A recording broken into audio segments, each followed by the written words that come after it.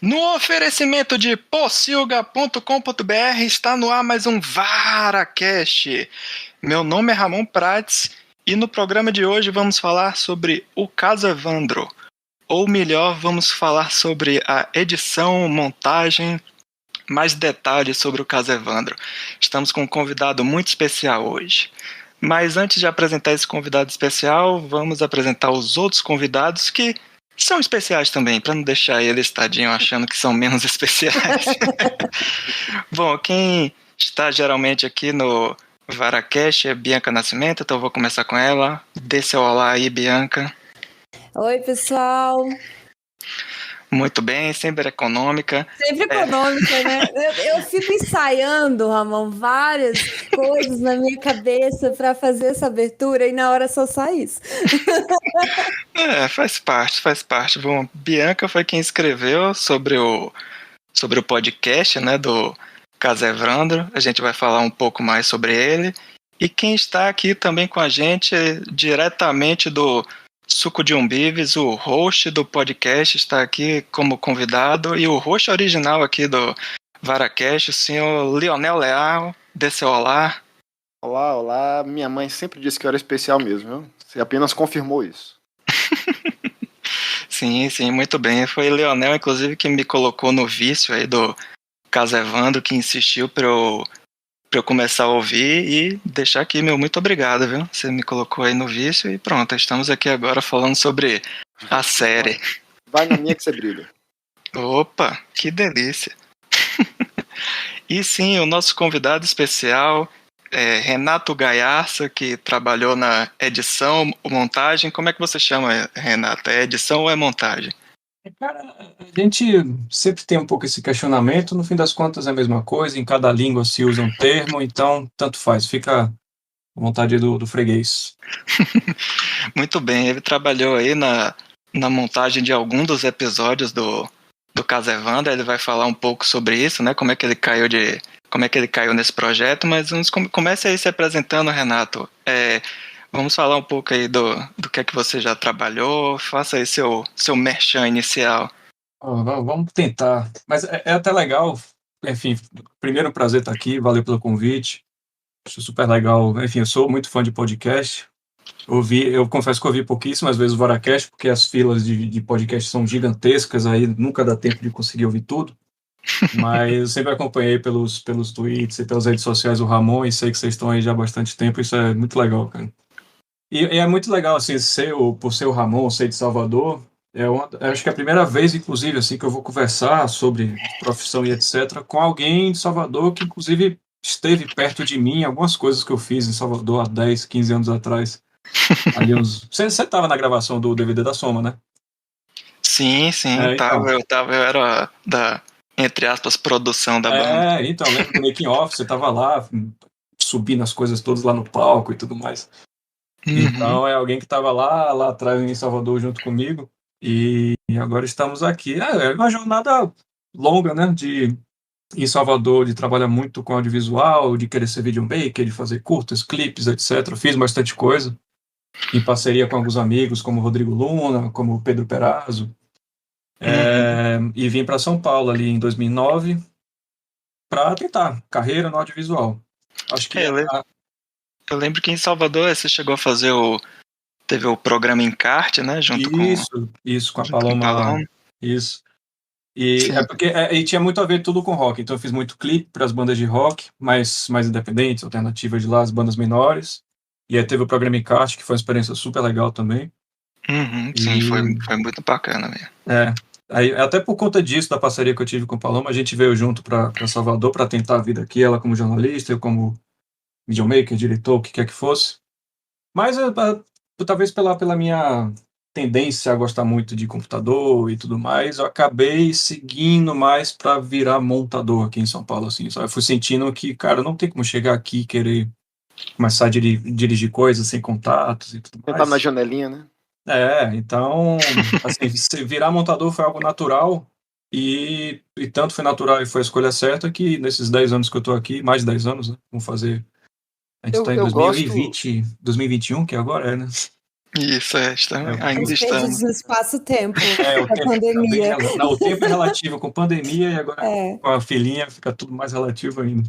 Renato, eu gosto que a sua descrição do que você faz já rende o currículo, né? Sabe quando você quer botar um currículo mais extenso? Aí perceba que você falou que você pode se categorizar como videomaker, como diretor, como montador, e você ao mesmo tempo trabalha com montagem e com edição, que é a mesma coisa na sua opinião, né? Então, você já ganhou umas 5 linhas aí de currículo para explicar. Inclusive, atualmente, quando pedem, manda uma mini bio sua para botar em algum projeto, aí eu só falo de minha carreira como montador, porque senão não faz nenhum sentido ficar falando que eu fui videomaker há 11 anos atrás, porque não contabiliza mais hoje em dia, né? É só legal lembrar do que eu fiz, e claro, se em algum momento no futuro aparecer projeto e tal, eu vou me envolver, mas no momento, pronto, virei montador. Nos últimos 10 anos, sou montador baiano em São Paulo, ponto. É isso aí. Legal. Tá um bom resumo. Antes de começar a falar do caso Evandro, eu queria que você contasse um pouco do vídeo que você postou aí no YouTube, que você fez um mashup aí com 285 cenas de dança de 225 filmes diferentes. Tudo isso ao som de... vendo aqui, tudo isso ao som de Dua Lipa. Imagino que deve ter sido até mais trabalhoso do que editar o caso Evandro. Em termos de tempo e do quanto que ocupou minha cabeça, foi quase, não vou ser bem sincero. Foi um projeto na pandemia, isso? Foi quase isso. Foi um projeto, na verdade, de fim de gravidez, vai. Porque acho que foi ali no final do ano, em dezembro, que eu comecei a ter vontade de fazer. Então foi ali os últimos 4 meses 4 meses de gestação de minha esposa. Foi algo que me fez, sim, passar bastante tempo de boas. Assim, fazendo algo que eu estava curtindo fazer, que não era para trabalho, não era para nada. Era, enfim, fazer para botar no ar. O que acontece é que, claro, assim, escutando a música, eu sempre gostei muito de cenas de dança. Tanto é que em algum momento eu fui olhar no meu canal no YouTube, que é meio uma coisa meio... É um deserto aquilo ali, né? Tem alguns posts, nos últimos 15 anos, tem uns vídeos a cada 2 anos que eu boto lá. Tiveram algumas coisas que bombaram e tudo mais, mas sempre tem a ver com o uso de música em algum momento. Uso de música, alguma brincadeira com cena de dança. Então eu percebi o quanto que eu curto, né? Brincar com isso e pensar nisso. Então, e ao longo do ano, eu lembro que eu fui pensando em cenas específicas. Claro que tem todas as cenas clichêzonas aí que todo mundo conhece, que a gente gosta. Mas aí tiveram 2 específicas, né? A cena final do filme do Druk, o filme... O título em português como é? É Druk, acho que traduziram como... Acho que é Druk mesmo, é Druk, né? E tem um subtítulo tosco, E aí teve essa cena final e minha esposa, aleatoriamente, assim, alguém mandou pra ela e ela me mostrou uma cena do Zorba, o grego. Que é uma cena que eu acabei nem usando, inclusive, na montagem, né? E eu acho que eu não lembro mais se teve alguma outra coisa, assim, que algumas coisas começaram a martelar, e essa música da Dua Lipa, até por causa do Big Brother do ano passado, essa música ficou na minha cabeça. Eu fazendo academia, escutava de vez em quando na esteira, e ficava, pô, essa música tem uns momentos bons, assim, pra conseguir brincar, tem altos e baixos, tem as pausas boas. E aí eu comecei a pirar em querer fazer isso, e assim, só por diversão. Em algum momento eu botei no YouTube pra ver, assim, pô, mashup, eu vi que tinha várias e eu não quis assistir nada, pra não ficar... Pra não me desanimar. Não, pra não me desanimar e pra não... Porque a internet é foda, assim, você tem tudo, você não tem nada que nunca foi feito na internet. Então se você for procurar, pode ser que dê uma desanimada. Teve um só específico, assim, que eu olhei só para pegar a lista de filmes, para ter um ponto inicial. Eu peguei essa lista, comecei a pesquisar, assim, listas infinitas de filmes indianos, filmes de várias nacionalidades. É porque é isso também, né? Eu percebi que o foco maior de todos esses vídeos no YouTube eram os filmes americanos que a gente conhece, ponto. Assim, não tem muito mais do que isso. Basicamente ali nos 80, e claro, tem os musicais, clássicos, antigos. Mas eu quis fazer uma coisa um pouco mais diversa, então eu fui buscar filmes indianos que eu nunca tinha visto nenhum. Não consegui ver os filmes inteiros, né? Mas só de baixar esse material, eu vou falar baixar aqui, vamos supor que é um iTunes, tá bom? Mas tem uma grana para fazer esse vídeo, né? Então eu consegui um orçamento familiar para alugar digitalmente todos esses filmes. E aí peguei bastante coisa que eu nunca tive contato, que eu fui achando incrível e... Assim, eu comecei em dezembro, acho que foram 3 meses. Inicialmente eu fiz essa lista de 400 filmes no papel, né?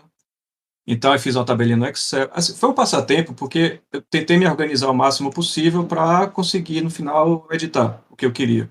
Então foram longos meses de pesquisar, pensar nos filmes, e baixando, e convertendo, e pegando as cenas, e jogando na timeline, e separando momentos que eu achava bons. Então foi isso aí, esse trabalho meio artesanal durante meses, para, enfim, no fim das contas, conseguir E me diz fazer. uma coisa, Renato, e no YouTube tem uma série de restrições em relação ao uso de, né, direitos autorais da música, dessas imagens. Você teve algum problema com isso? Cara, não, o YouTube, felizmente, ele deixa você publicar o que você quiser. A única diferença é que eu não poderia monetizar o vídeo. Então, primeiro que eu nem conseguiria, porque eu tenho, sei lá, 200 e poucos inscritos, que acho que você só monetiza quando tem acima de X número. Mas e lá aparece, né? Bom, isso aqui, esse conteúdo. Ah, não. Além de não poder E monetizar, tem a música também que não vai. É a Não pode. música, às vezes eles derrubam por causa da música. e eu acho que é mais pela música até do que pelas cenas de filme. Porque são cenas tão curtas, de 1 segundo, 2 no máximo, que acho que nem eles nem conseguem reconhecer ali que é um conteúdo original. Foi só pela música que teve esse critério. E infelizmente meu vídeo não pôde ser exibido em alguns países aí. Que eu não vou saber nem listar agora, porque é engraçado. E aparece no Instagram também, né, que ele bloqueia seu conteúdo para os países, aí lista uns 10 países, e eu falo, porra, tudo bem que assim, Cuba tá entre eles, são basicamente países comunistas e, sei lá, socialistas, etc. Que eles não têm... países com Não, delírio com... eu vim países olhar com... aqui um de meu irmão, que só pra ter o exemplo aqui, o dele foi bloqueado em Guam, Ilhas Marianas do Norte e Porto Rico. o meu foram países diferenciados. Deixa eu ver se eu consigo, não vou conseguir ver aqui agora. Pra, Basicamente, países que vivem em delírios comunistas, imagina. pro YouTube, pro Google, essa parte de direitos autorais de imagem pra gerenciar isso tudo aí deve ser muito bizarro mesmo. Mas assim, o resultado do vídeo ficou sensacional. É aquele tipo de vídeo assim, pra quem é fã de cinema, você fica tipo, a cada 1 segundo você fica, tal filme, pô, qual é esse? Pô, esse filme é massa, pô, não sei o quê. Você vai vibrando. Foi bem gostoso. Eu sabia que era um vídeo legal, porque assim, eu assisti, obviamente, né, dezenas de vezes, até mais, porque eu fui editando aos pouquinhos, né? Então eu fazia um trechinho X, outro trechinho, ia separando cenas. Em algum momento eu tive que aumentar a música, porque a música não ia caber. Acaba. É porque assim, uma coisa que eu fiz questão de fazer com muitos filmes, além da quantidade de filmes, ter essa coisa de ter filmes de outras nacionalidades que não só filme americano, inclusive filmes brasileiros, né? Quis botar filmes brasileiros, para não ficar, senão ia ficar igual a todos que tem no YouTube. Então, assim, minha diferença foi, deixa eu fazer pelo menos algo que tenha muito mais filmes e que tenha filmes de outras nacionalidades. E particularmente, assim, pensando muito em montagem, em tempos, e não só uma coisa meio aleatória de jogar cenas, enfim, essa coisa de ter todo crescente, de começar uma coisa meio solo, ter um momento mais romântico, e explodir no final com as danças em conjunto, que eu adoro essas cenas. Então, é isso. Mas no fim das contas, para mim se tornou também um passatempo ficar entendendo como é que funciona as estatísticas do YouTube, porque assim, não viralizou, ponto. E tá com 1.800 views agora. E é muito legal estar usando o vídeo para entender como é que funcionam as lógicas de YouTube. Eu que trabalho muito com publicidade, já ouvi muito o povo falar, né, em publicidade, nos 5 primeiros segundos tem que convencer o público a ficar no vídeo, tá? Fica uma loucura com isso, e agora eu tô entendendo por quê, porque o YouTube ele te dá os gráficos, né, de tipo, aos 30 segundos, 60% das pessoas pararam de assistir, então tem coisas do gênero que eu tô usando isso também como passatempo. Legal que, pelo visto, assim, isso envolveu uma série de conhecimentos, né, que não só a questão da montagem, mas imaginei que eu ainda não vi o vídeo, tá? Porque Ramon não se dignou a me mandar. Tá na pauta. Tá na pauta o link, Leonel. Ninguém me passou esse link, cara. Olha seu Telegram depois, mas vamos lá.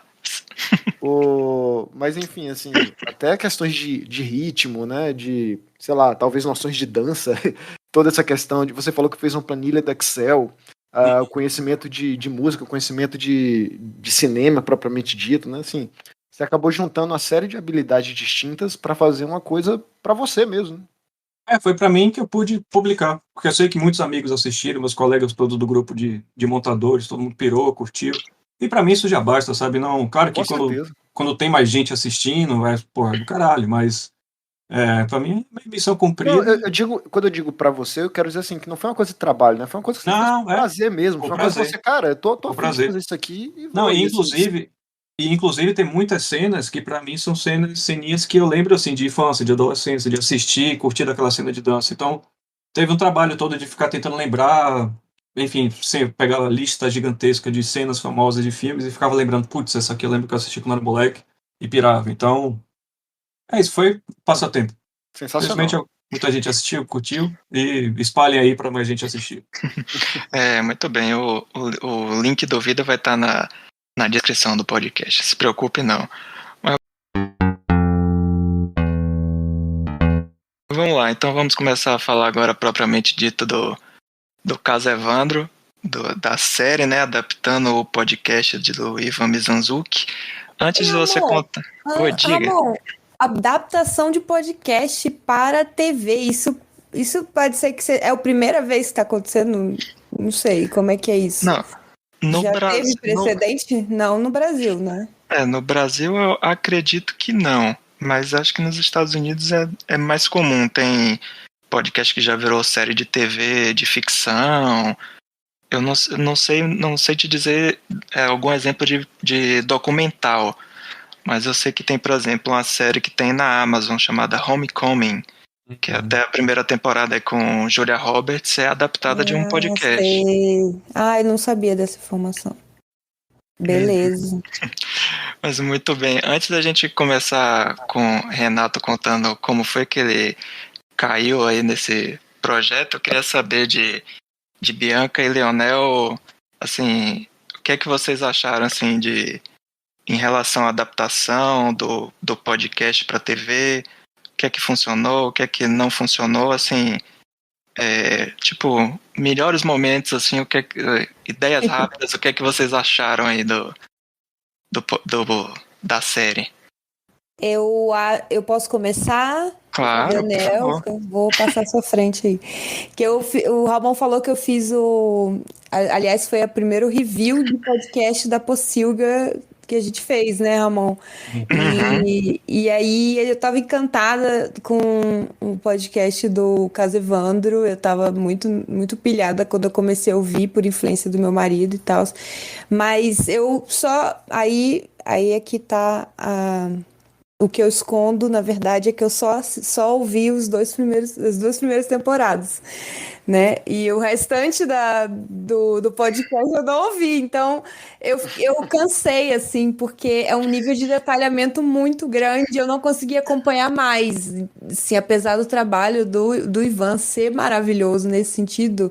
E ele nem é jornalista formado, mas ele de fato fez um trabalho jornalístico assim primoroso, e não mesmo não tendo escutado na íntegra o projeto Humanos Caso Evandro, eu acho que a série conseguiu sintetizar ali a essência da mensagem que o Ivan queria passar com esse trabalho, né? Que ele fez com essa Uhum. apuração, essa investigação, e toda a essência foi muito bem assim resumida, e eu fiquei bem chocada porque eu tava nos primeiros episódios eu tinha a impressão de que eles não iriam conseguir conduzir de um ponto A para o ponto B, essa linha de raciocínio com tantas abas que você precisa abrir nesse caso para você ter uma linha temporal que faça sentido para alguém que não escutou o podcast entender,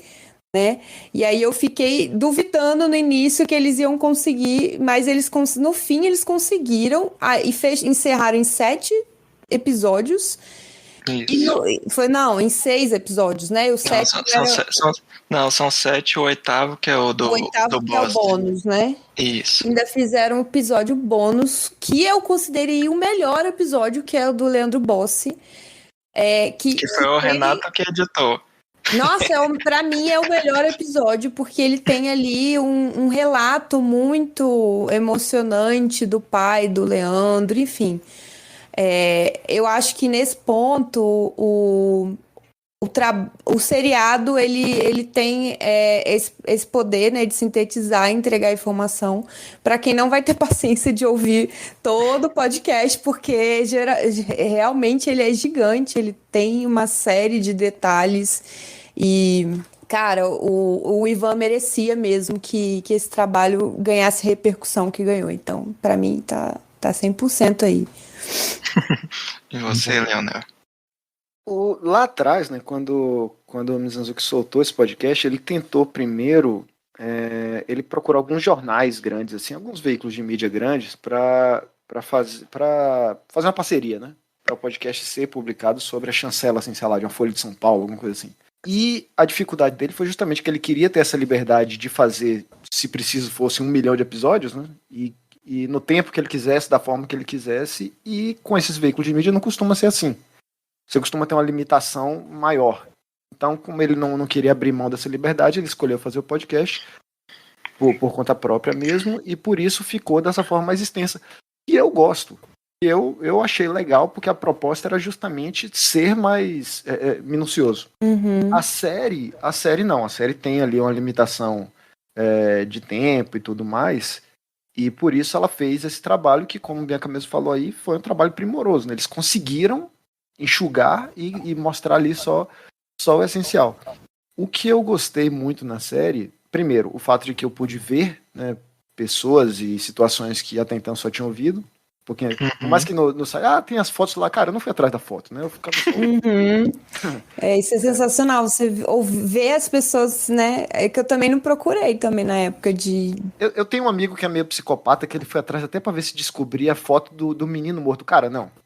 Aí não, né? Não, pera aí, velho. Você tá errado. Mas enfim, a série, o que me preocupou na série, Bianca tava aí falando que ela ficou preocupada de se ia conseguir isso, né? O que eu fiquei preocupado, na verdade, é que o podcast ele teve um plot twist não intencional, né? Que foi Mizanzuki achando elementos novos que não estão no processo. E a série, pô, eu ficava pensando como é que a série vai resolver isso?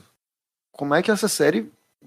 ela não tendo esse plot twist, como é que ela vai resolver? E ela resolveu fazendo aquela coisa de colocar as fitas para os envolvidos ouvirem. Uhum. Isso foi sensacional. Genial essa solução. Sabe, o promotor que passou a série inteira falando, não, é isso mesmo, não teve tortura nenhuma não, foi ela que matou. A cara dele de isso aí realmente, né? Assim, ele não tem mais um argumento. Foi sensacional, cara. Aquilo ali já valeu. Sim. Não, e até, tipo assim, ele vai mostrando, o diretor, né, o Ali Muritiba, ele tá lá, né, mostrando o áudio, né, pra galera, e aí ele vai mostrando, assim, uns pedaços, e o cara, não, veja bem, porque aqui, nisso aqui, plá, não sei o quê, até que chega num ponto que ele... Aí ele dá o braço a torcer. Não, realmente, aqui não tem mais como... Amiga, não tem mais como te defender, não.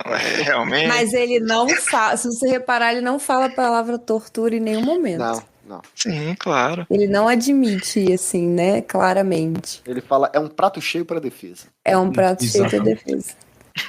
Como se o importasse fosse a disputa de quem ganhou o caso, não é isso. Exatamente, ponto, né?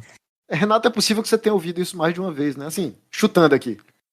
Cara, primeiramente, assim, é a primeira vez que uma série na qual eu trabalhei, porque, assim, ao longo desses anos, trabalhei em várias séries, sei lá, Piscino, na HBO, teve Hard também da HBO, que é recente, Cidade dos Homens, a última temporada, putz, trabalhei. Mas, assim, o tipo de movimento nas redes sociais que o caso Evandro causou, isso é inédito para mim e acho que para todo mundo da equipe. Tanto é que a gente tem nosso grupo que existe desde de março do ano passado, até hoje existe, porque a gente fica trocando ali informações, a gente pega uns tweets engraçados, a gente fica mandando entre a gente e as críticas e tudo mais. E acompanhar tudo isso tem sido muito gratificante pra gente, porque, e não só, obviamente, e vai desde do meme, sabe, das piadinhas, dos personagens da série que tem gente que acha gatinho e não sei o quê,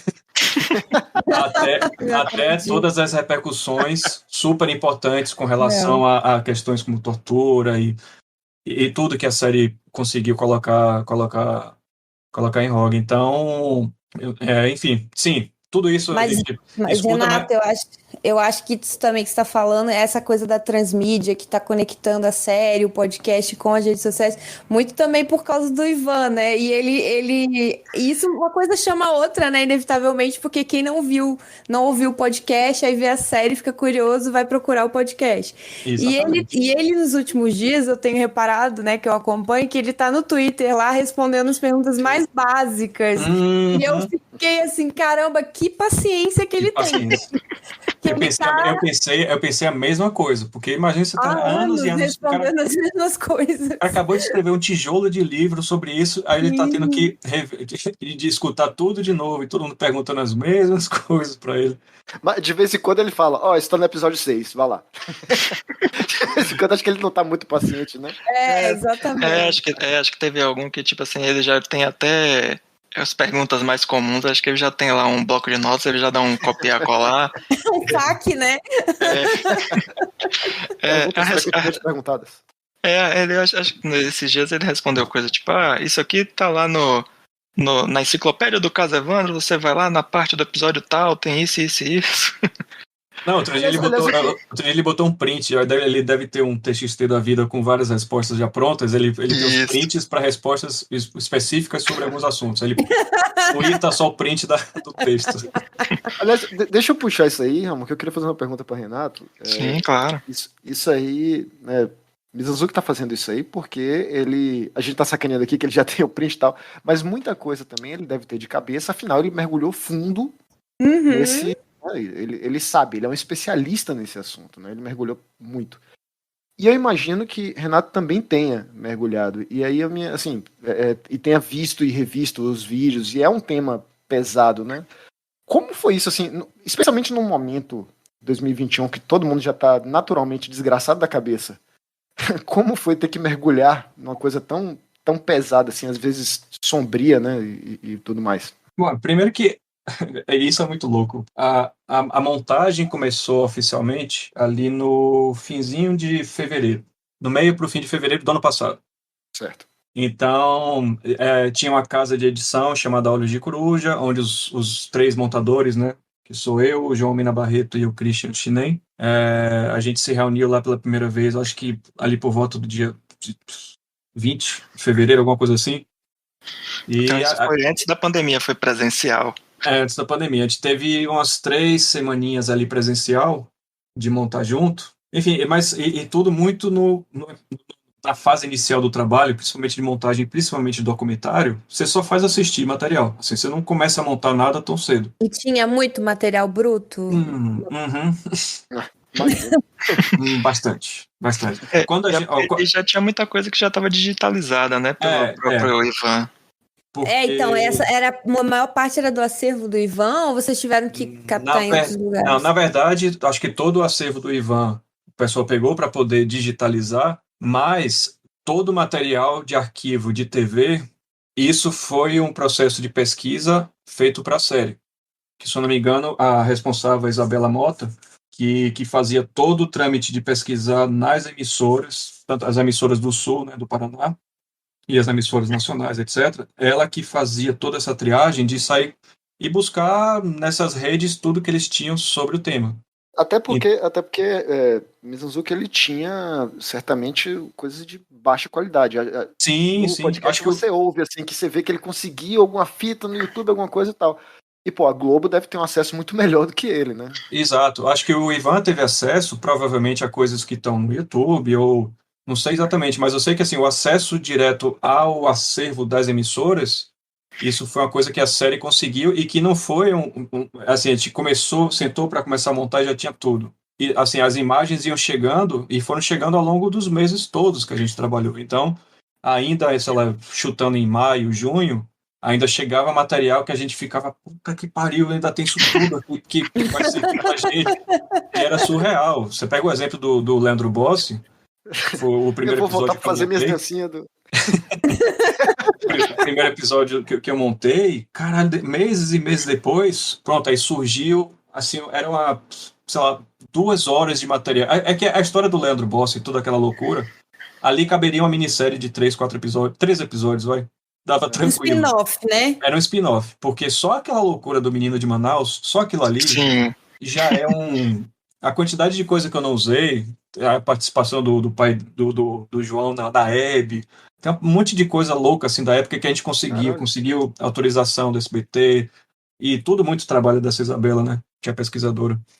Então, então tinha tudo isso aí para assistir, tinha, obviamente, todo o material das entrevistas que já tinham sido feitas, porque quando a gente começou, eles estavam filmando ainda. Eles terminaram de filmar na semana anterior da pandemia chegar de vez e de tudo isso ser interrompido presencial aqui. Então, a gente, enquanto trabalhava, ainda estava recebendo entrevistas que demoravam para chegar, porque tem todo o processo de gravação, conversão de material, fazer sync com áudio para chegar até a gente. Então, leva um tempo para as coisas chegarem até a gente. Então, Bom, a gente começou ali um pouco antes da pandemia bombar. Quando bombou a pandemia, todo mundo foi para casa, trabalhar em casa.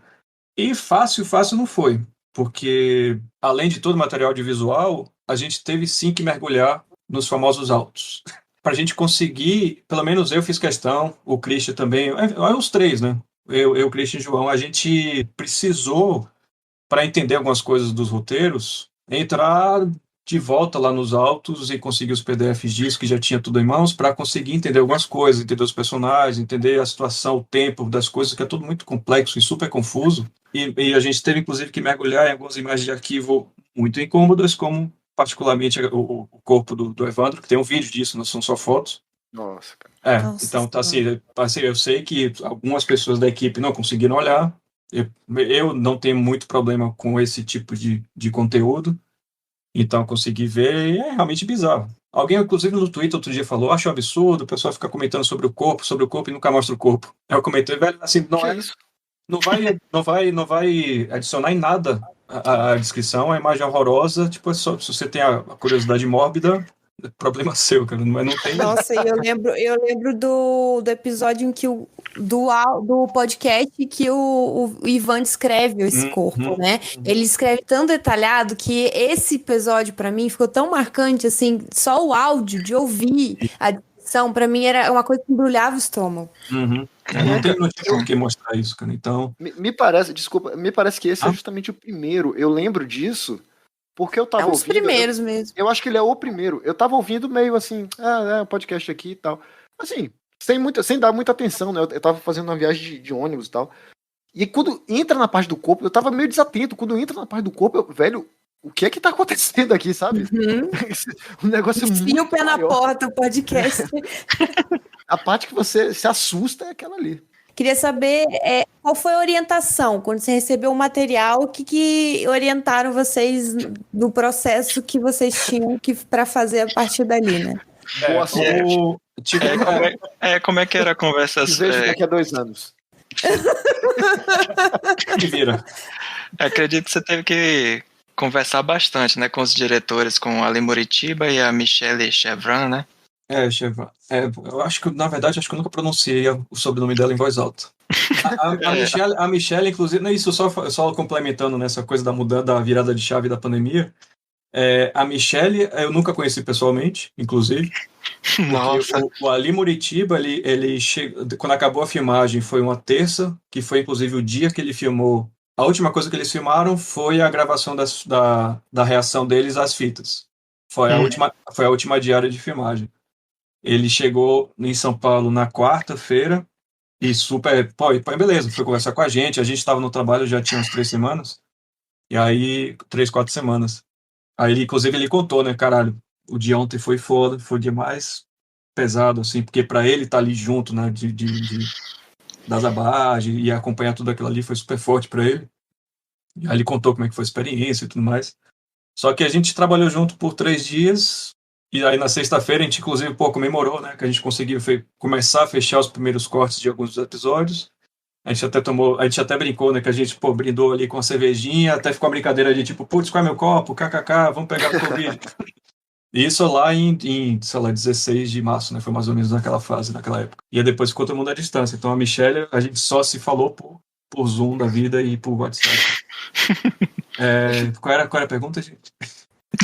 Qual foi a orientação que você recebeu? Sim. Assim? Então, assim, isso foi, obviamente, um processo que eu não participei, que foi da feitura dos roteiros. Então, assim, você teve toda uma fase de meses e meses antes da gente entrar, que foram, enfim, os roteiristas, deixa eu pegar os nomes aqui, não.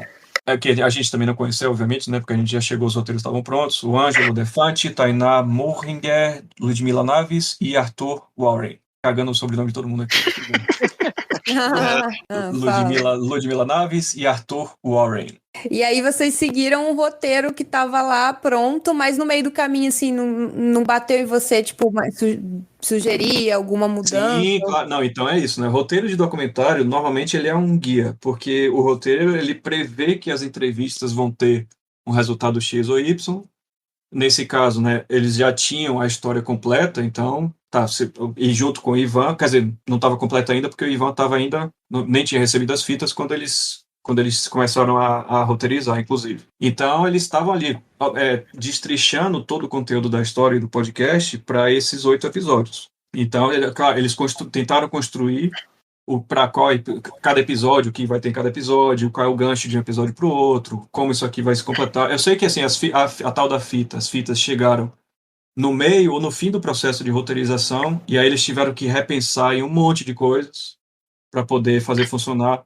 O Diógenes negou da entrevista, isso também fez com que reestruturassem muita coisa nos roteiros, porque em algum momento eles previram que o cara ia dar entrevista e pensaram, porque o roteiro de documentário é meio isso, não, ó, tal pessoa fala isso, isso, isso e isso. E o advogado tal vai responder isso, isso e isso. Mas isso é tudo suposição, porque não tem como ter certeza que a pessoa vai falar bem e vai falar sobre aquilo.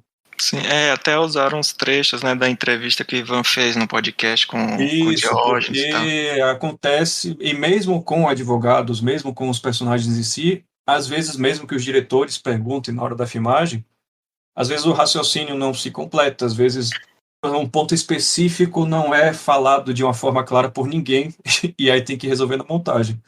Então, em documentário...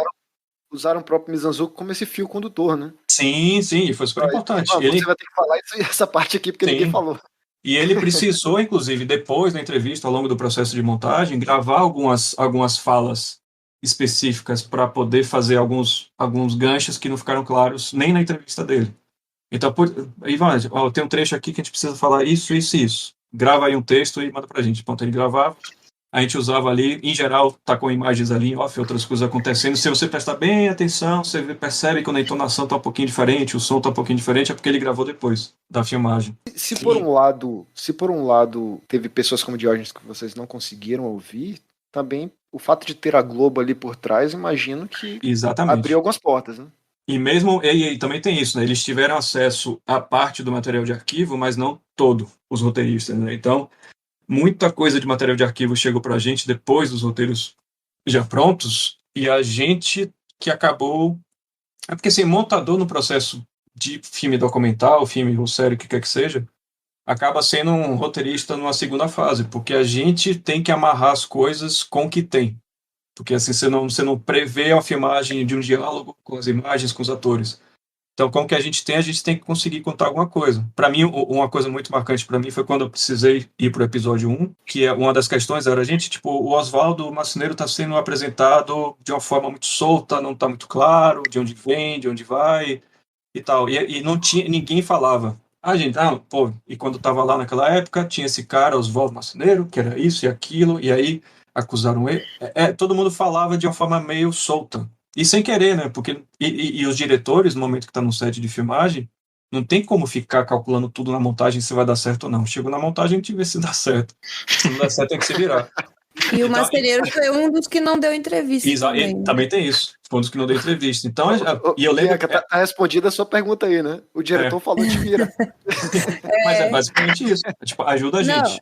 Vou insistir de novo, Renato, mais especificamente, nesse trabalho que você falou, que você passa como se fosse uma segunda roteirização do projeto. Você disse aí, eu gravei essa informação, que vocês tiveram que ler os autos, né, e para pegar alguns pontos mais detalhados da história.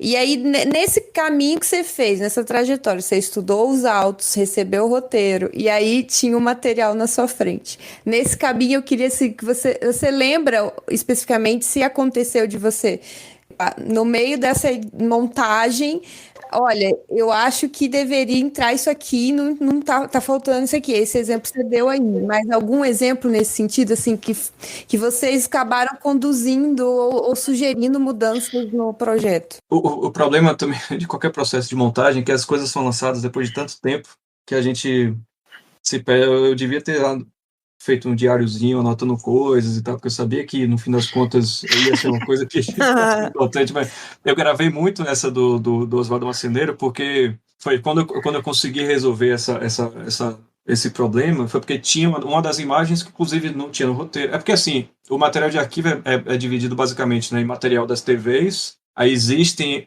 umas que chamam as fitas Abage, que são as fitas que a família Abage contratou empresas para ficar gravando jornais durante todo o processo, né, dos julgamentos e tal. E tem as fitas do processo em si. Então, assim, você tem esses 3 universos de material que a gente precisou mergulhar, além dos autos, etc. E tinha uma fita específica que era durante a campanha política, não sei das quantas, que, pô, você tinha ali uns 20 segundos do Oswaldo Marceneiro andando no meio da rua e dentro de um lugar, e quando eu vi aquilo ali, eu falei, caralho, olha ele, olha a namorada dele e tal.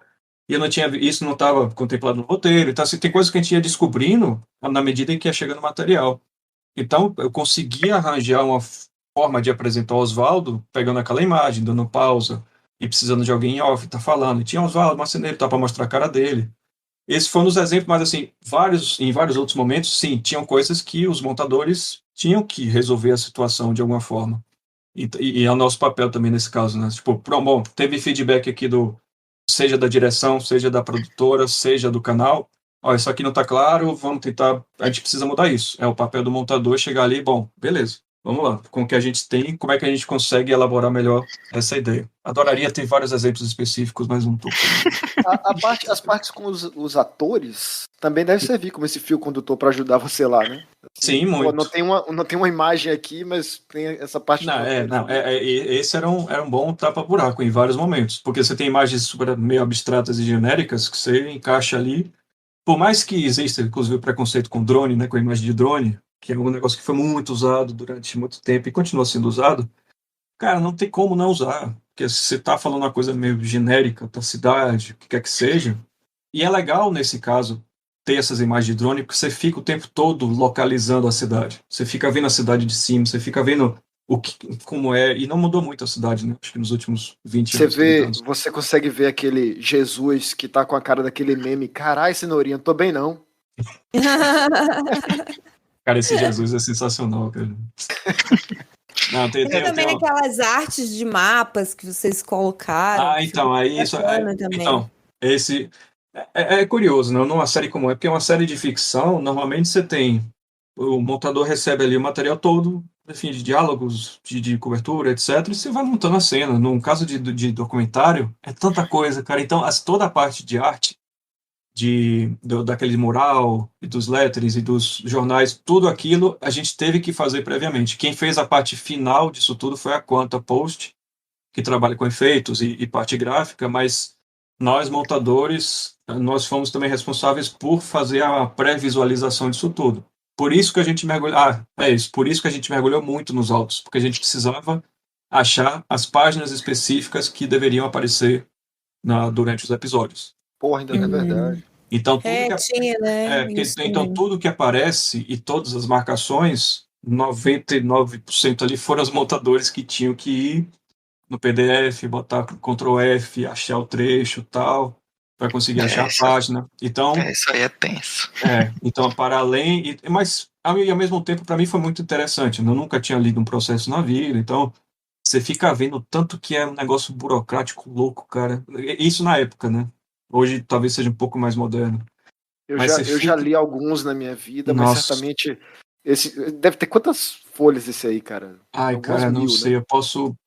Dá um clique aqui. Eles falam em volumes, né? E que São levou volumes. mais de 30 dias para ser lido, né? Se aqui fosse alguma coisa com uma imagenzinha de vídeo, eu botava aqui para vocês verem. Porque uma coisa que eu não vou apagar nunca é a pasta do projeto em si, porque assim, eu apaguei as mídias, né, que é o que ocupa mais espaço, mas toda a parte de autos, de projetos e etc, tá tudo aqui ainda. Bom, não consegui achar. Mas são 11, 12 volumes? Cara, não, são 53 volumes. Muita coisa. É porque teve 2 julgamentos, teve o julgamento separado da galera, dos acusados e tal.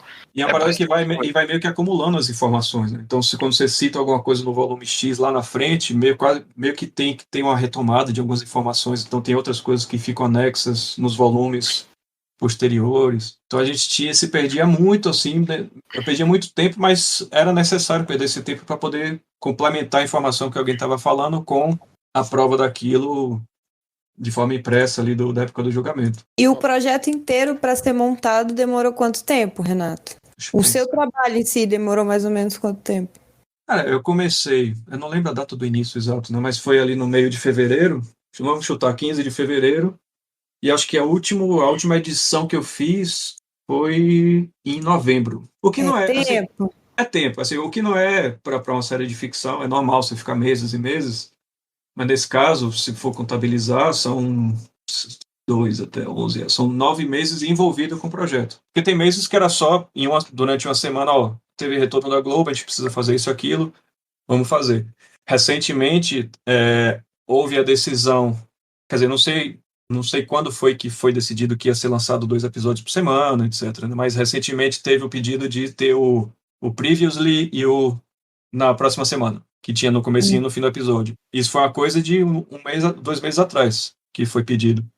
Eu não pude fazer, porque eu tava com a neném recém-nascida e tal. O Christian que fez. Tinha chorado sangue na hora que te pediram isso. Cara, mas eu confesso que tinha tanto tempo que eu não mexia com o material, que eu fiquei, eu até faria, mas nem vou entrar nessa aí, porque não vou ter tempo, não vou conseguir me dedicar. Né? Mas o Christian, junto com a Michelle, que fizeram os 2 juntos, eu achei que ficaram ótimos. Para mim, eu tava assistindo como espectador, esses trechinhos, né? Ficaram ótimos, todos eles.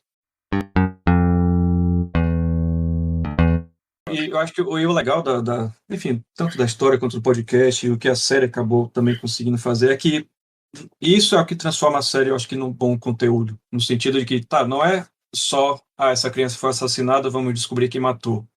É tudo que isso gera em torno do caso, né? Tipo, você consegue, a partir desse desaparecimento de uma criança, você falar de tortura, de poder político, de ciúmes, de gente maluca que não Diógenes, assim, E principalmente de intolerância religiosa, né? Não, tem isso, sabe? Você fala de imprensa, você fala de uma porção de coisas que eu acho que isso que enriquece muito, porque você não está tratando só de investigação policial. Você fala, inclusive, dos erros de uma investigação policial. Você fala de um universo gigantesco, de um monte de... E do impacto disso na vida das pessoas. O erro judicial, como ele impacta, né? Isso. Eu acho que essa é a grande mensagem no final, né? Porque nós vivemos em uma era em que muita gente defende tortura, ou acha que tortura funciona e etc. Uhum. E você tem um exemplo evidente de como a tortura implicou diretamente em um culpado ter saído solto. Uhum.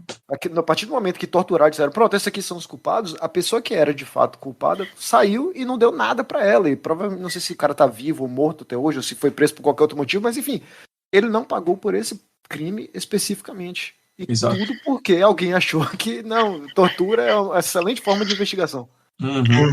Sim, uma coisa que me deixa chocado, assim, somente depois que no podcast que ele confirmou, né, que ele encontrou essas fitas que não tinha mais dúvida de que realmente os acusados tinham sido torturados, de você pensar como a justiça funciona no Brasil, que tipo assim, que além dos outros 5, tinham 2 mulheres que eram tipo pessoas importantes na cidade, né, tipo a esposa e a filha do prefeito, como se pessoas desse nível chegaram a ser torturados, blá blá blá, porque você, por influência política, coisa do tipo, que você tinha que dar uma resposta para um caso desse.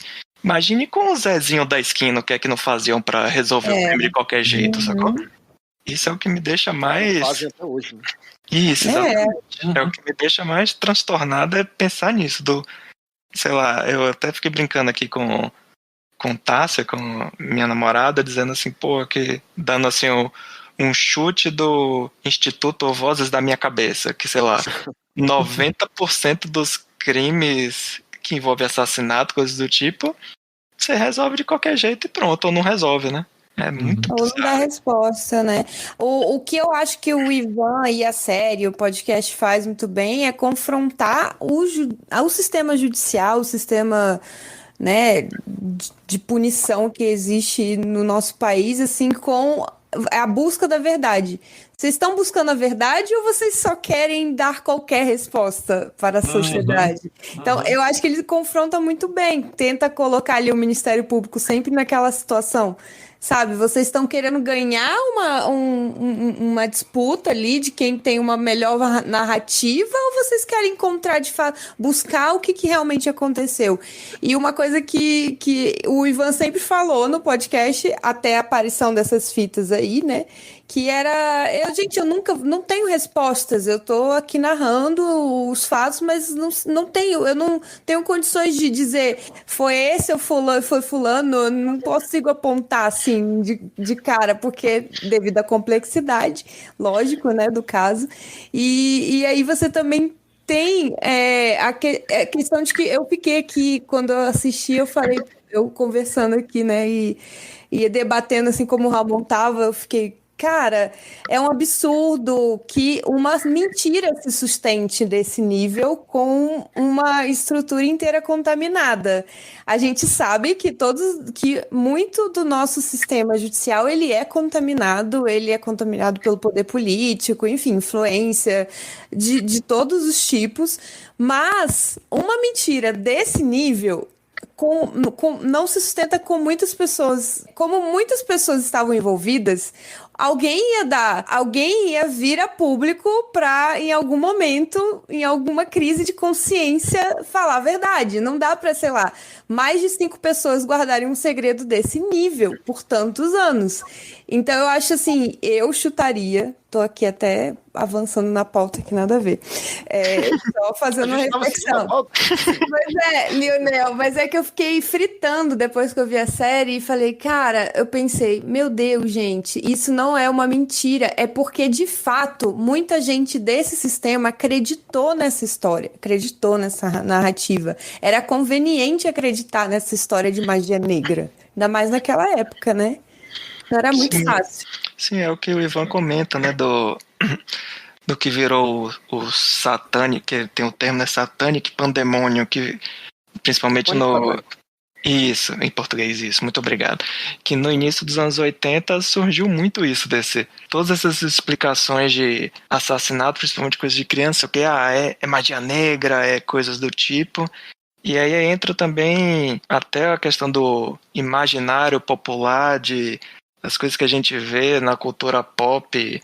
Por exemplo, tem caso nos desenhos do Pica-Pau, que tinha aquele negócio da voodoo, que usava lá o bonequinho para espetar.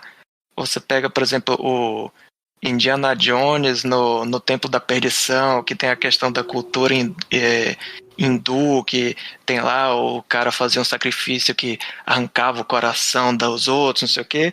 Você vai voltando isso em coisas que você não conhece, então é viável. Então a gente usou essa questão das religiões de origem africana, né, da macumba, não sei o que, dos terreiros. Se envolve sacrifício de animal, então pode matar também seres humanos, e isso é totalmente plausível. É muito bizarro isso, velho. E isso você pode replicar para, sei lá, você pega questões políticas recentes, tanto no Brasil e nos Estados Unidos, a quantidade de gente que acredita nas coisas absurdas. Você pode pegar, Sim. a gente brincou com a coisa do delírio comunista no começo, mas parar para pensar, você transforma algo que é super abstrato e que ninguém conhece direito para transformar no vilão. E que um monte de gente compra essa ideia e muita gente se une para vilanizar alguma coisa para poder te dar um certo tipo de satisfação de justiça, etc., com coisas que não existem. Isso pode ser magia negra, pode ser um comunismo que não existe. Ou pode, é que nem, tipo, sei lá, que acusando a Clinton de pedofilia, que tinha, não sei que lá, pedófilo na pizzaria, aquelas histórias todas do QAnon. E milhões de pessoas acreditam nisso, cara, e é surreal. E isso você tá presente sempre, né? Em outros As tempos. pessoas acreditam no que querem acreditar. Né? E é Bianca, nisso que eu acho que pecou um pouco a série. Eu acho que eles têm um dos episódios no meio ali que eles têm bastante falas de pessoas especialistas em religião, Uhum. afro, que eles dão uma visão mais racional sobre o caso e de que isso envolvia de fato muito preconceito religioso. Mas eu acho que no final de tudo faltou reforçar que isso era de fato uma narrativa preconceituosa. Eu senti que ficou ainda meio solto porque as partes em que se evidencia a narrativa louca lá do Diógenes em relação a isso, Uhum. Uhum. como ela é muito repetida ao longo da série para a gente entender a lógica, e eu acho que aí ela começa a se sobrepor. Então, acaba que fica esquecida o contraponto, né? Fica Ah, esquecida mas no meio. faz super sentido. E eu vi muito isso também no Twitter, muita gente comentando, mesmo sabendo que é isso. Tem um episódio que tem ali um miolo que fala disso. Isso não se repete ao longo da série. Talvez, não sei se foi algo, claro, tem que ver se foi previsto em roteiro, ficar rebatendo sempre isso, ou a gente talvez sabendo. É que pra gente, a gente não edita. A gente, é claro, edita episódio por episódio, mas a gente fica muito na cabeça tudo que tem todos os episódios. A gente meio que monta um filme de 8 horas. Né? Então, a gente sabe que isso foi tratado, mas se for parar para pensar nesse sentido, ainda mais que a série foi lançada aos poucos, vai ficando diluído esse contra-argumento lá de trás. E faz todo sentido. Chega lá na frente, putz, sério que a galera acreditava nisso? Mas, pô, aquela especialista falou no episódio 3, mas ninguém mais tá lembrando disso. Podia ter sido falou uma bom vez reforçar. contra 10 vezes Diógenes. Podia ter sido bom reforçar isso. Verdade. Mas acho que entra. Só um instante, Leão, né? Mas acho que entra justamente essa questão do. O caso é tão complexo, né? Que essa parte da intolerância religiosa realmente, com certeza, seria melhor se fosse mais explorada. Mas é um caso tão complexo que entra essa parte assim da tortura, de você ter o depoimento dos envolvidos no caso, dos acusados, que isso acaba virando uma coisa menor, entre aspas. Mas por isso que o Mizanzuki fica até brincando nas redes sociais, no Twitter, dizendo que e vocês acham que o podcast é longo, né? E ainda assim tem gente fazendo pergunta, gente questionando. Imagine o tanto de coisa que ele também teve que cortar, né? Então, Uhum. é aquela coisa, né? A série tem que ser mais específica, fazer uma síntese e, eventualmente, vai ter esse tipo de coisa. Não tem pra onde correr. Quem quiser se aprofundar tem um podcast, né? Assim, a série Vai ter o livro depois. conseguiu tocar em tudo que era relevante, mas, pô, se você quer mergulhar mesmo, caramba, vai atrás, né? Bianca falou do Ministério Público aí, e eu queria cagar uma regra jurídica aqui. Por favor. Você é nosso consultor jurídico aqui do episódio. Não, mas é concordando com ela, porque Bianca estava falando de como o Ministério Público foi, de certa forma, até conivente com tudo isso, e até hoje, como é o nome do cara mesmo? Paulo Markovits, né? Markovits. Markovits. Como até hoje ele vinha sustentando isso, e isso me revoltou de uma forma, pelo seguinte, ele não é obrigado a fazer isso. Primeiro porque o processo já foi, né?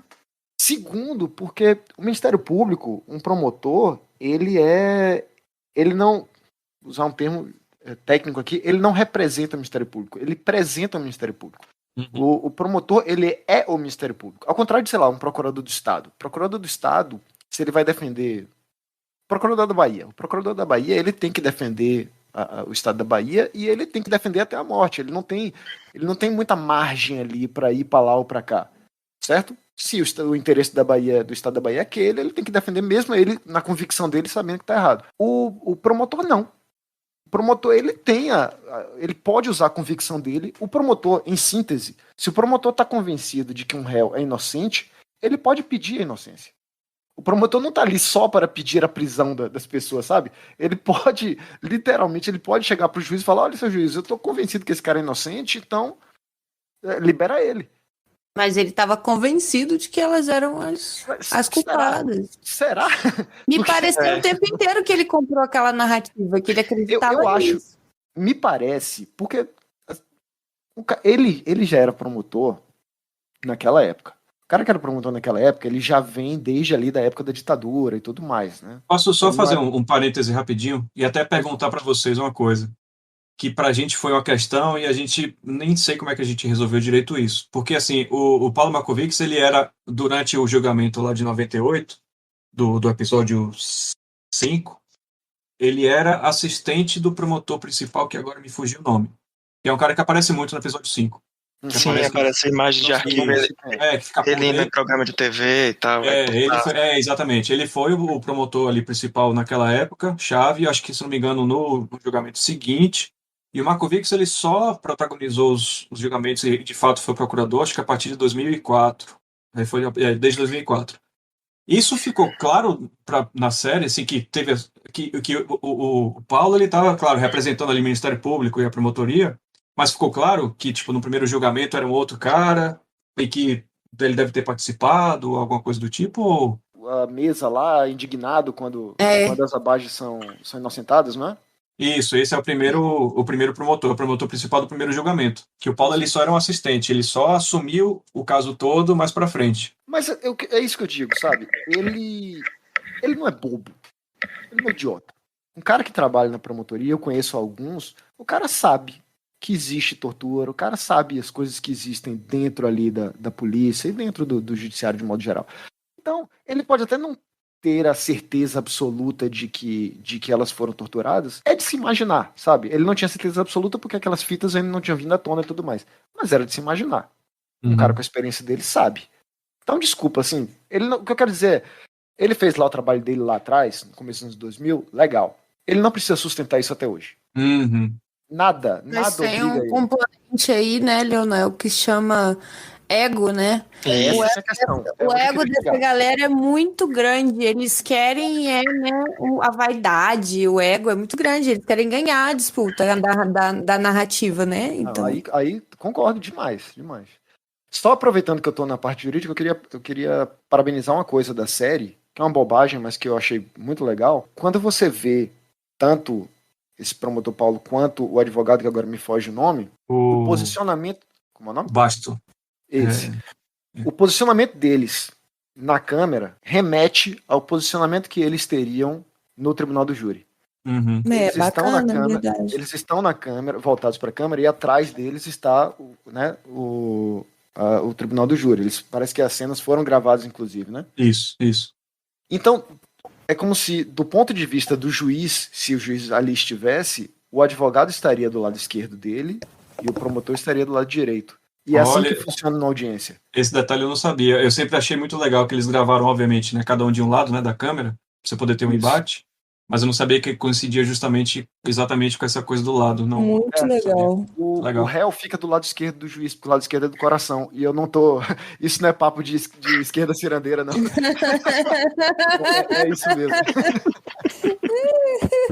É isso mesmo, saca? Ele tava, se você observar, ele fica do lado esquerdo se houvesse um juiz ali. E eu achei isso muito legal, achei uma boa sacada. Muito bem. Eu acho que essa parte do ego é complicado mesmo, porque fica a impressão que ele tá meio assim, que não querer admitir que o Estado errou, porque eu acho que se ele admitisse isso, sei lá, alguém vai querer encarcar, fazer alguma coisa com ele depois. Ele não queria, tipo, sofrer as consequências, entre aspas. Que o advogado de defesa, ele fala, né, que o Estado do Paraná teria que fazer alguma coisa para ressarcir a vida dessas pessoas financeiramente, de qualquer forma, né? Então, o Estado admitir que errou é complicado. VaraCast! Renato, você tem algum insight, assim, que não entrou no corte final? Assim, alguma coisa que você achou aí nesse seu mergulho nos álbuns? O Renato Cut da série. Cara, não, assim, se o Ivan, que mergulhou de uma forma muito mais profunda do que a gente, enfim, ele conseguiu, obviamente, muitas coisas. Eu no meu papel de montador, não, o máximo que eu... Mas que não seja um insight, alguma coisa que você gostaria de ter falado, você até mencionou aí de Leandro, da questão da entrevista em Hebe e tudo mais, mas teve mais alguma coisa que cara, você, poxa, isso aqui te doeu deixar fora? Que ficou de fora, não, cara. Vou ser bem sincero. Tiveram coisas que a gente... Não faltou botar mais o Diógenes. Cara, ali, mas não. você sabe Faltou que você pegar um avião pra Guaratuba e dar uma surra de óleo. Não,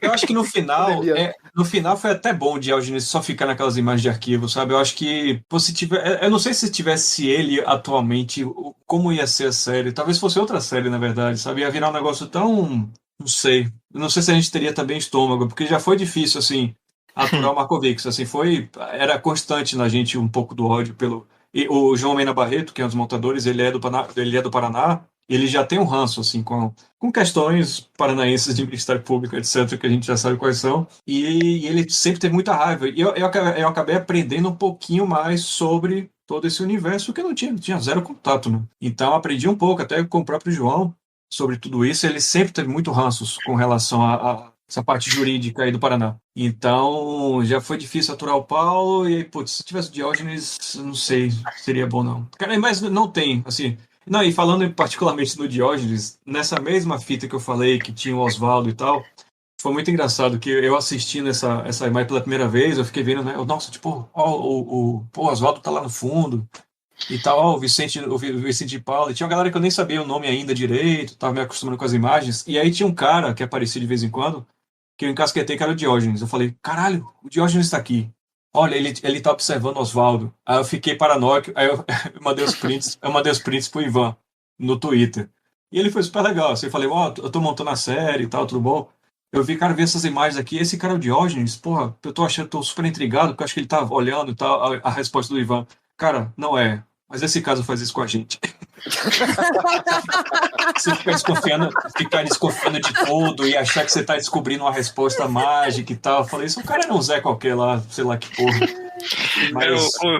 O Diógenes fala, acho que é na entrevista que ele deu pro Mizanzuki, acho que até esse trecho foi usado na série, se eu não me engano, que ele fala algo do tipo assim, se esse negócio era mentira, como é que você conseguiu enganar tanta gente, né? Tipo, Isso. você enganou o Ministério Público, ou não sei o que, a polícia, blá blá blá blá blá blá, mas você vê o quão complexo Sim. é o negócio, né? Não, Foda. e inclusive eu acho um trecho bom. Eu acho legal essa fala dele, porque de fato, se você parar pra Sim, pensar, as pessoas acusam o Diógenes, mas o Diógenes responder isso, tipo, cara, vocês acreditam que tipo, eu posso fazer com que, sabe, porra, o governador, o secretário de segurança e tal, não sei o que, vai se mobilizar para inventar uma mentira gigantesca dessa? E de fato é uma questão muito louca se parar pra pensar, né?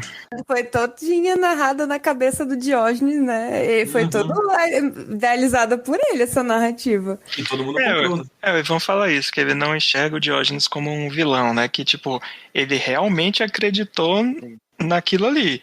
E o que ele fez foi isso, ele meio que criou, né, a narrativa, ele foi pegando o disse-me-disse, o burburinho da época, foi montando as peças, e como a galera queria ter aquilo que a gente já comentou aqui no programa, né, que a família, todo mundo queria, tipo, o Estado queria um desfecho, né, que queria ter acusados, uns presos para você resolver, então qualquer maluquice. Ele criou o roteiro dele, Exatamente. original, ficcional. Ramon, É.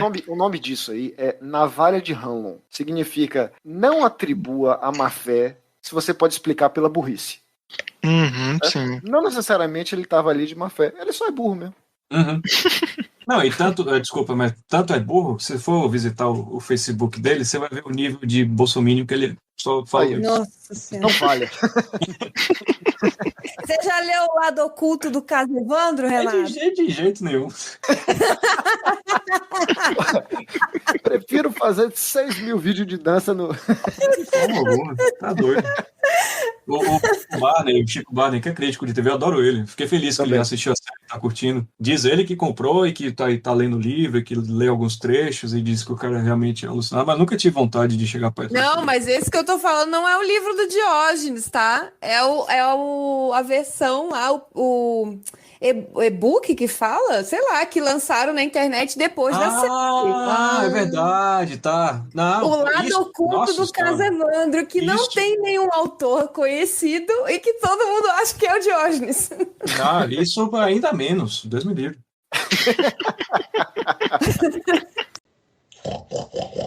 Então é isso, acho que já podemos caminhar aí pro encerramento. Acho que se deixar a gente podia ficar aqui um bom tempo aí, ficar perguntando mais detalhes para Renato, mas acho que a gente já falou bastante coisa, já demos nossas impressões, já podemos caminhar aí pro encerramento. A não sei que vocês tenham aí alguma pergunta bônus, episódio bônus aí. Eu, por mim, fico aqui falando, porque é a primeira vez que, inclusive, que eu tô realmente conversando assim com a galera, fazendo perguntas, porque dá vontade, né, de ficar Sim, respondendo. Ainda mais que a gente passou todo esse ano, mais de um ano, né, eu e os montadores trabalhando nisso e só falando entre a gente. Então a gente Mas você não me Tá não libertador respondeu, acho que é aquela primeira pergunta, que era como que você foi convidado e como que rolou Sim, esse contato aí. Pieca aperta o entrevistado mesmo, né? Luz na cara, mas você não respondeu. A gente, mas Eu quero uma jornalista resposta objetiva. É uma pergunta objetiva. CPI do caso Evandro. Mas isso não, acho que não teve muito mistério. Na verdade, eu fui convidado pela primeira vez em 2019, no fim de 2019, e eu tava meio sem agenda, ia rolar uma coisa meio de cronograma que não ia rolar, eu meio que neguei. Mas eu não conhecia ainda o Casa Evandro. Eu conheci o Ivan, escutava o Anticast, sabia que existia, mas, assim, de cara, para mim não foi, putz, são muitos meses, eu não sei como é que eu vou estar nessa fase, tarará. Mas eu falei, bom, aí eu indiquei até o nome de uns dois montadores e ficou meio que por isso mesmo. Mas eu acho que as filmagens atrasaram, fiquei, puta, que merda, que acabei não pegando o projeto e tal. Mas aí nem sabia, né, que tinha atrasado o filme. E só depois de aceitar que eu fui perguntar, pô, e quem é diretor e tudo mais. Eu fui sabendo de mais detalhes. Depois de dar um sim, porque pra mim era.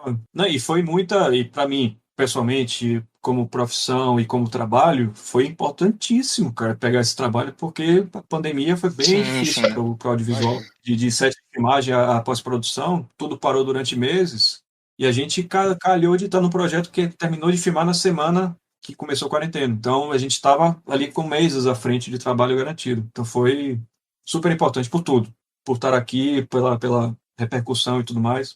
Foi uma pergunta ótima, inclusive, para fechar a conversa toda. Mas eu ainda tenho mais uma pergunta. E como é que tem sido o feedback entre a equipe? Como que vocês estão avaliando assim a resposta do público? A gente tá. A edição joga essa pergunta pro começo para fechar.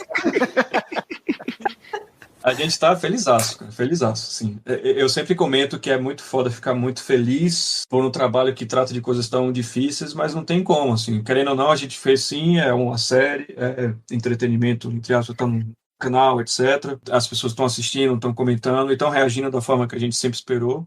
Mas acho que até as críticas eram esperadas. Sim, claro. Acho que nenhuma crítica, né, tipo a que vocês fizeram aqui, com relação à fala de magia negra, etc. Tudo isso a gente aceita e sabe o quanto que é difícil conseguir contemplar tudo. Uma série com tantos assuntos que ficam, às vezes, até com pontas soltas. Mas acho que a gente está bem feliz. Na semana passada, da quarta para quinta, né, que ia sair o episódio 7, pô, a gente fez uma sessãozinha de Zoom. Não tinha todo mundo, mas foi legal. A gente trocou um monte de ideia, porque no fim das contas a gente não conversou tanto sobre, né, o processo todo. Então tava o fotógrafo, os diretores, a produtora, tava eu e mais um montador. Então foi legal, teve um papo que a gente acabou sabendo de coisas que não sabia, de reação de não sei quemzinho, aí não posso falar algumas coisas específicas, mas de coisas que rolaram de bastidores, que a gente não sabia. Tava todo mundo tão feliz, animado, que conseguiu compartilhar ali informações que seria uma mesa de bar que a gente não pôde ter. Mas que e o Ivan disse que não vai ter segunda temporada, mas isso chegou a ser cogitado em algum momento?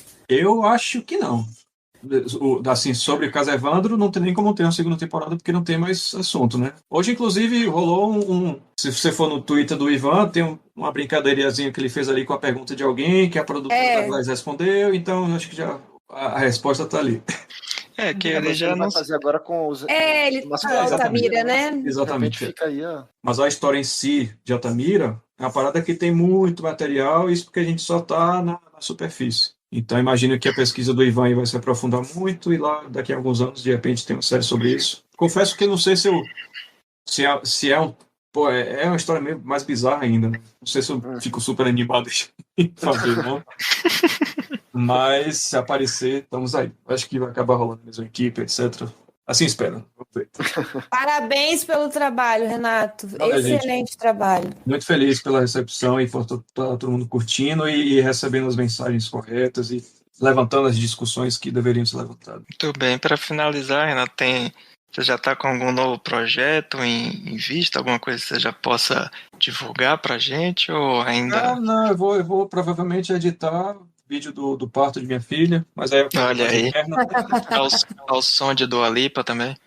Ano que vem o Boninho chama ele para ser editor e montador lá do Big Brother, que tem umas edições massa no Big Brother. Não, Big Brother, tipo, reality show em geral eu não assisto, mas Big Brother eu assisto e quando eu assisto eu falo pra minha esposa, cara, eu acho muito foda o que esses caras fazem, caras e meninas. Ouviu, Boninho? Ele tá disponível. Não, mas eu falei, eu não conseguiria montar isso aí. Assim, não me chame porque não é pra mim, reality show.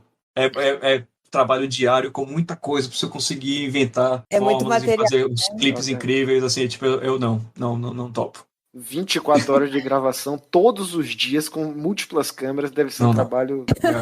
O trabalho dos montadores dessas paradas é incrível e eu bato palmas, cara, mas não é pra mim. E eles ainda fazem uns materiais extras pra Globoplay, né? Exatamente, Que eu sou sim. assinante, eu sei, né? Então tem, tipo, uns clipes do dia, tem uns 4, 5 clipes de resumo de conteúdo. Não é pra mim, Tem um não, amigo já que passei da idade. faz postagens pro site Globo.com, né, sobre o Big Brother, as postagens da madrugada, assim, e ele já disse que é complicado. Imagina você montar, cara. Você tá louco. Nossa, é muita pressão. Já tive minha fase de campanha Frenético. política, deve ser quase a mesma coisa. Muito bem. Então, quando você participar de algum outro projeto interessante, se você quiser trazer Não. aqui pra gente. Só chamar.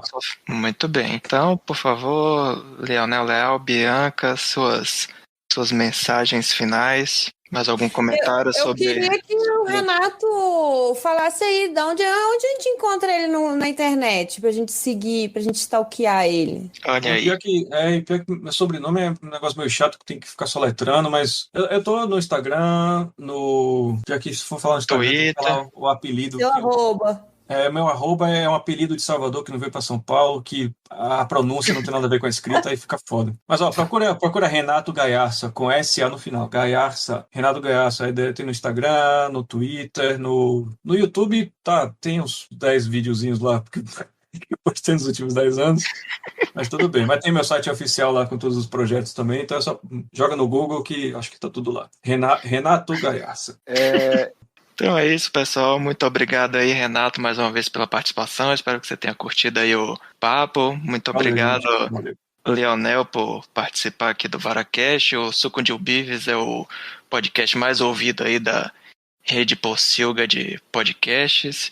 E Bianca, nossa porcolonista, também. Muito obrigado mais uma vez. Então é isso, pessoal. Tchau, gente. Inclusive, abrilhantou o nosso programa chamado E eu Pássaro de estou... Desgraça. É verdade. E eu estou aqui já pensando na minha inscrição no The Voice, que eu vou participar. Olha aí.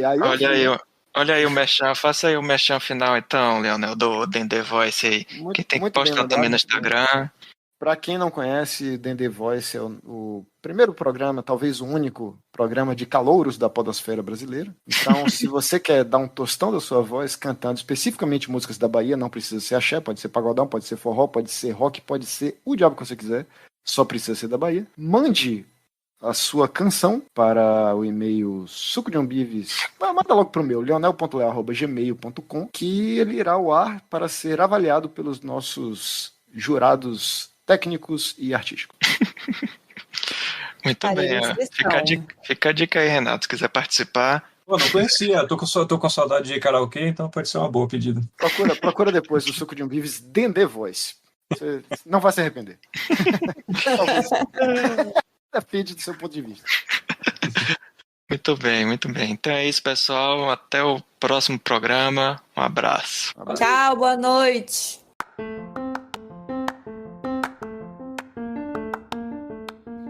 VaraCast é um oferecimento da rede Pocilga de podcasts. O nosso site é o pocilga.com.br. Nossas redes sociais, Twitter, Instagram e Facebook estão como The Pocilga, THE Pocilga. Nosso e-mail é o contato@pocilga.com.br. Ouça também nossos outros podcasts como Suco de Umbives e o Radiola Torresmo Drops. Por último, e não menos importante, não se assustem e tenham calma. Vara está para porcos, assim como Alcatéia está para lobos.